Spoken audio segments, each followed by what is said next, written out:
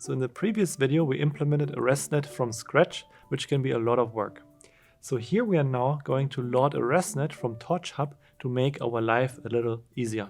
So in this video, I want to show you an easier way using a residual neural network based on Torchvision and the utilities they provide. So Torchvision already implements a certain number of common architectures, and we can actually load them directly without having to implement the code ourselves. So for that, we are going to use the Torch Hub here. And so Torchvision implements, like I said, a lot of models, and we are going to now filter for all the models that are residual networks. So let's execute this code. And as we can see, here are several different residual networks. In the previous notebook, we implemented ResNet 18. So we are also going to do this here now and going to implement ResNet 18 without, let's say, defining the code ourselves. So what we can do here is we can then assign our PyTorch model using torchhub.load and then using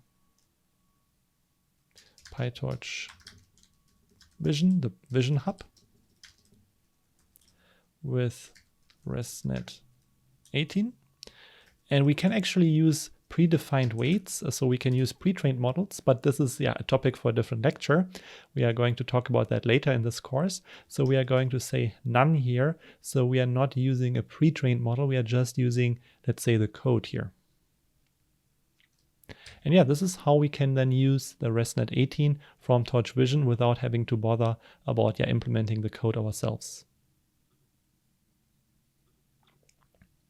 So of course I forgot my watermark. So let's actually complete this notebook with our conventional codes and then train this network and see how it performs.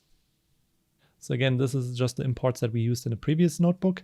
Then of course our Cypher10 data module, and then our visualization here. So where we're just making sure everything loads correctly. And now our trainer.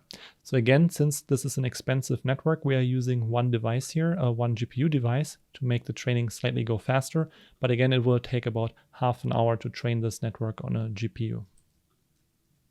So let's instantiate the training here.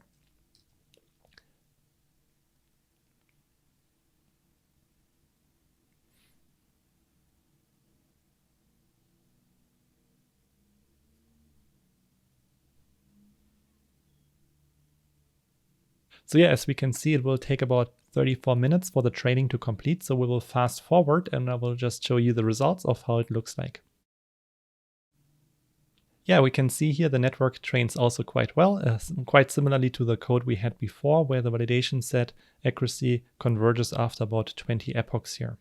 So that looks pretty good actually. And when we run the test here, the test method, we can see we reach 77% accuracy, which is actually slightly higher than our own implementation of the ResNet, which might mean that this is actually a more advanced or more sophisticated version of the ResNet.